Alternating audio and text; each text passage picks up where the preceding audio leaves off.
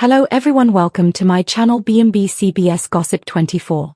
Sheila catches Taylor and Deacon's bedroom romp. Cheating discovery ahead? The bold and the beautiful spoilers hint that Sheila Sharp may catch Taylor Hayes and Deacon Sharp's bedroom romp. Could a cheating discovery be ahead now that Sheila credits Taylor with sending Deacon back to her?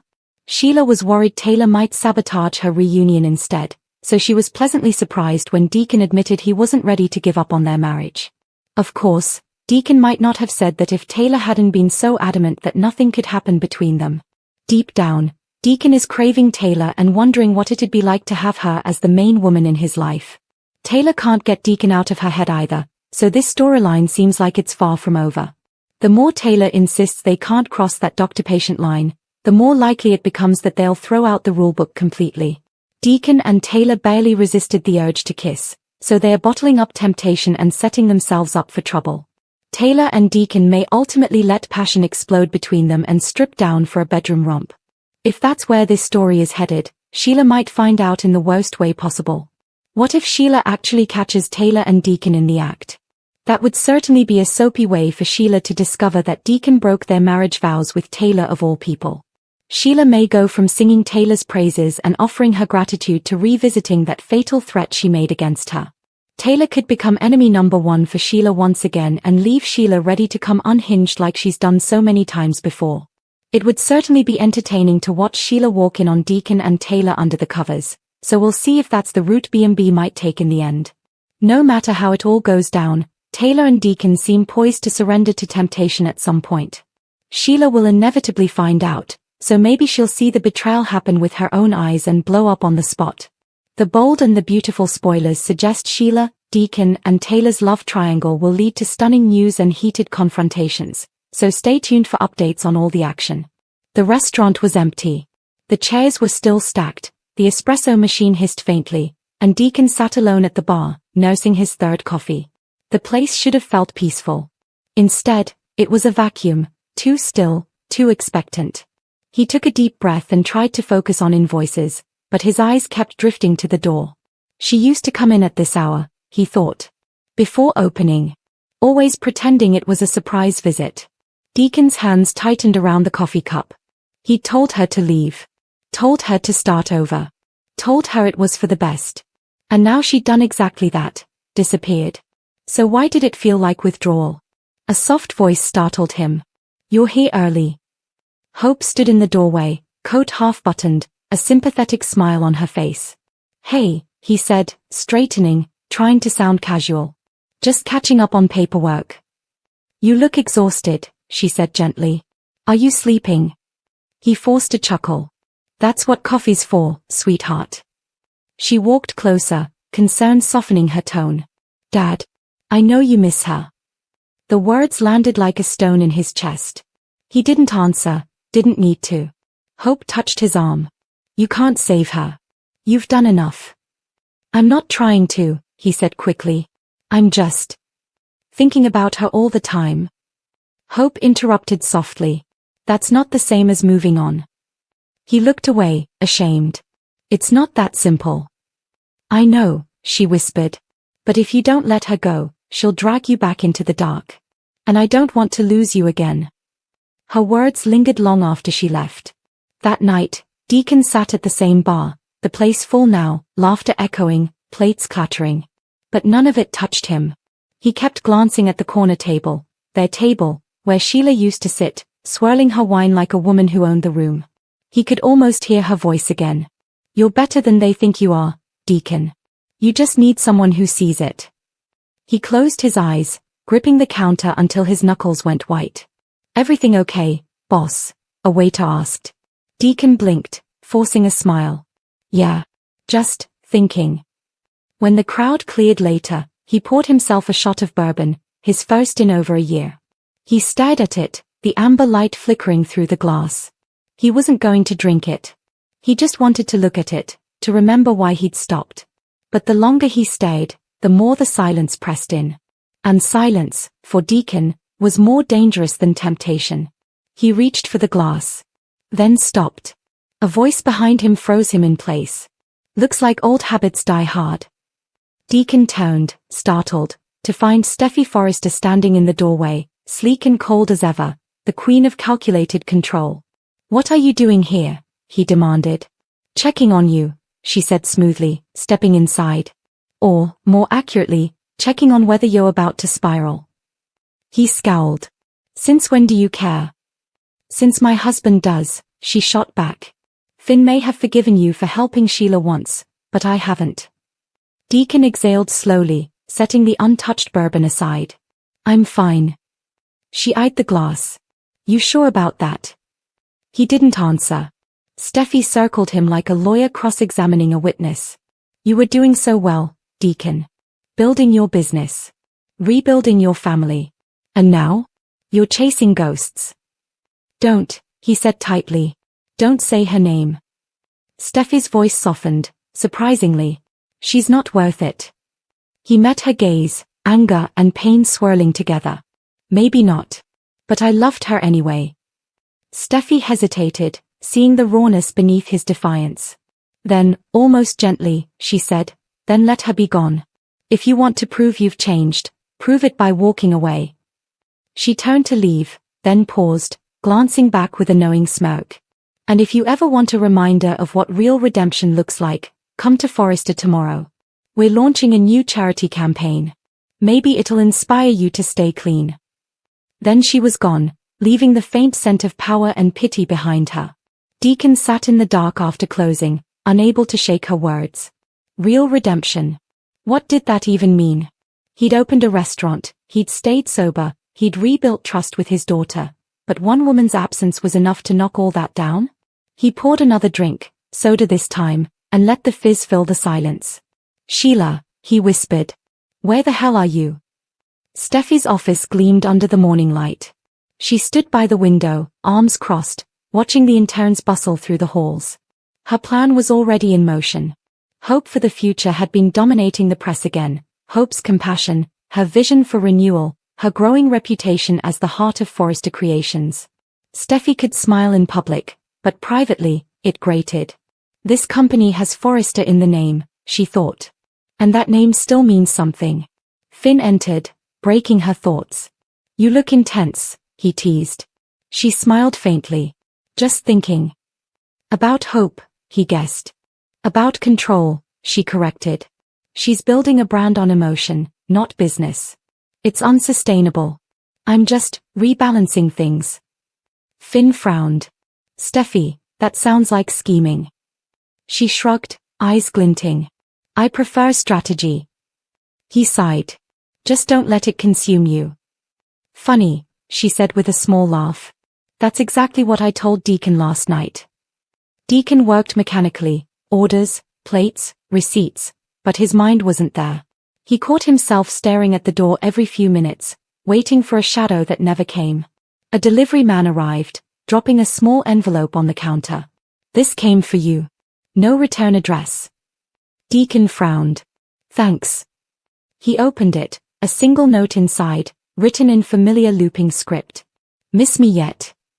No signature. Just the faintest trace of Sheila's perfume. The room tilted slightly. His pulse spiked. 4 weeks, he'd begged the universe for a sign, any sign. And now it was here. He closed his eyes, gripping the note, torn between relief and dread. Was she back? Was this real?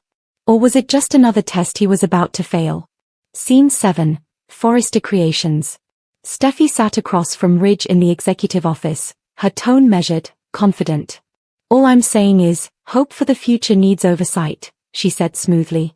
"We can't risk creative decisions that might damage the brand." Ridge frowned. "You're talking about Hope like she's a liability."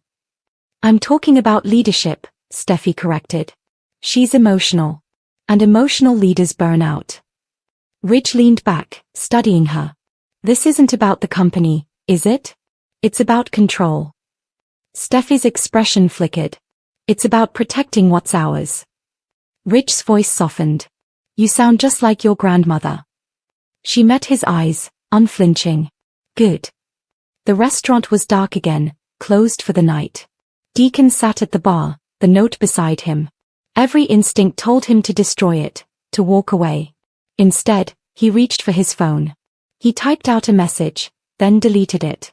Typed again. Deleted again. Finally, he whispered aloud, as if the room itself could answer. Sheila, what are you doing to me? The phone buzzed. A text appeared from an unknown number. Same thing you're doing to yourself, Deacon. I never really left. He froze, heart pounding, fingers trembling over the screen. Was it really her? Or another illusion he'd built out of longing? Steffi stood alone in her office, watching the lights of LA twinkle below. She pressed her phone to her ear. It's done, she said softly. His unraveling exactly like I predicted. A voice on the other end replied faintly, calm and cold. Good. The weaker Deacon gets, the easier he'll be to use. Steffi's lips curved into a hard smile. He'll never see it coming. She ended the call and stared out at the city, queen of her empire, queen of her schemes. But somewhere in that same city, Deacon's phone buzzed again, and his eyes filled with tears as he whispered her name one more time. Sheila. Deacon sharp, the secret had taken shape in a perfume bottle, a memory, and a ghost he couldn't stop chasing. Sheila Carter was gone. But somehow, she'd never left. And for Steffi Forrester, that ghost was an opportunity. Deacon hadn't slept. His reflection in the restaurant's window was a stranger, unshaven, red-eyed, wearing the same black shirt as yesterday. The phone in his hand buzzed again, another anonymous message. You're losing it. Stop looking for me. He exhaled shakily, thumb hovering over the delete button. But he couldn't. Each message was like oxygen, proof that she existed. He poured a cup of coffee with hands that trembled slightly, then froze when he saw the envelope on the counter. His name. Typed. No return address. Inside, a single photograph. Sheila, at a gas station, alive. Or maybe not. The image was grainy, time-stamped yesterday. He laughed under his breath, a sound halfway between relief and madness. You really can't stay gone, can you? Steffi Forrester swept into the conference room like she owned the air. And in a way, she did. Ridge, Hope, and Carter sat around the sleek glass table as she spread out mock-ups of a new campaign. Steffi. Forrester needs a fresh direction. Hope for the future has heart, but sentiment doesn't pay the bills. Hope. Heart is what connects us to people, Steffi. Steffi. And profit is what keeps the lights on. We can't build a brand on compassion alone. Rich. Enough. Both of you are right. But the numbers don't lie, Steffi's projections are solid. Hope's eyes flickered. So you're choosing spreadsheets over substance. Just balance, Steffi said with that serene little smile Hope hated. We can discuss it at the fundraiser tonight. Ridge clapped his hands once, signaling the end of discussion. Meeting adjourned. But as everyone filed out, Steffi lingered, her gaze fixed on the doorway. She knew exactly who she wanted to see next, and how she planned to use him. The restaurant was half empty when Steffi walked in, sunglasses low, hair in a sleek bun, the scent of control following her like a second skin. Deacon looked up from the counter, startled. You. Twice in 2 days, should I call security or pour you a drink? She slid onto a bar stool, voice honeyed. Neither. I'm here to help. He gave a short, humorless laugh. Last time someone said that, I ended up in jail. Relax, she purred. I need your help, actually. He blinked. Now I know you're joking. I'm serious, Deacon. Her tone dropped, low and persuasive. Hope's new line is tanking our profit margins. You've got her ear, and I think you could redirect her focus. His expression hardened. You want me to spy on my daughter? Steffi tilted her head. I want you to protect her. From herself. Deacon stared. And what's in it for you? Stability, she said simply. And maybe a little forgiveness. You help me, and I make sure Forrester's board remembers how much you've changed. Deacon leaned in, voice rough. You don't believe I've changed? She smiled faintly. Not yet. Hours later, Deacon sat in his office, replaying the conversation in his mind. Steffi's voice had been calm, professional, but underneath, there was something sharper. Something predatory. He opened his laptop and stared at Hope's latest press photo, her bright eyes, her gentle smile. He couldn't betray that. But Steffi had dangled something powerful, redemption in public, not just in Hope's forgiving eyes. He poured another coffee, bitter and black. Then, against his better judgment, he picked up the phone. Steffi Forrester, please. Steffi's phone buzzed, and she smiled before answering. Deacon. Changed your mind? Maybe, his voice rasped through the line. I'll do it. But not to hurt Hope. Just to guide her. Steffi leaned back, her reflection smirking in the office glass. That's all I'm asking. After she hung up, she turned toward the skyline, satisfied. You can't outplay me, Logan, she murmured. Not this time. Hope arrived at her father's restaurant for lunch, radiant and unsuspecting. Deacon forced a smile, nerves buzzing beneath his skin. Hope. Dad, you look tense. Long day? Deacon. Just, a lot on my mind. They sat in the corner booth.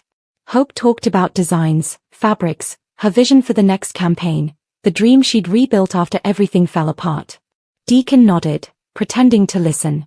Then, carefully, he asked, you ever think maybe you're spreading yourself too thin? Between work, the line, Beth. Hope frowned. You sound like Steffi. Deacon froze. I didn't mean. Yes, you did, she said softly. And that's exactly the problem. You're supposed to be my father, not my critic. Her tone wasn't angry, just tired. And that, somehow, hurt more. When she left, Deacon sat there for a long time, staring at her untouched glass of iced tea. He'd failed her again, and for what? A promise from a woman who'd never keep it. That night, the restaurant was closed early. Deacon locked the doors, poured a drink, and didn't stop at one. The bourbon burned like truth. You wanted redemption, he muttered to himself. You wanted to be better. Guess what, Sharp, you're still the same. The room blurred. Sheila's laughter echoed in his mind. You can't escape what you are, Deacon. You can only hide it. He slammed the glass down, shattering it. Stop it, he shouted, voice cracking. But the ghost didn't leave. The event glowed with champagne and applause. Models, executives, and press filled the gallery, all smiles. Hope stood beside Ridge, gracious and glowing in white silk. Across the room, Steffi stood in black, sleek, composed, victorious. Deacon arrived late, shoulders slumped, eyes hollow but defiant. Steffi noticed immediately. Glad you made it, she said, handing him a glass of sparkling water. How's my favorite ally? He glared. Don't flatter yourself. She tilted her head. You told her, didn't you? Deacon looked confused. Told her what? That she's losing control, Steffi said lightly. That she's making mistakes. He went pale. You told me. I told you to help her, Steffi interrupted smoothly. And you did. You just didn't realize it. Hope approached them, sensing the tension. What's going on? Steffi smiled for the cameras. Just business. But the look in Hope's eyes said she knew better. And in that moment, Deacon realized he'd been used, again. He turned on Steffi, voice low. You played me.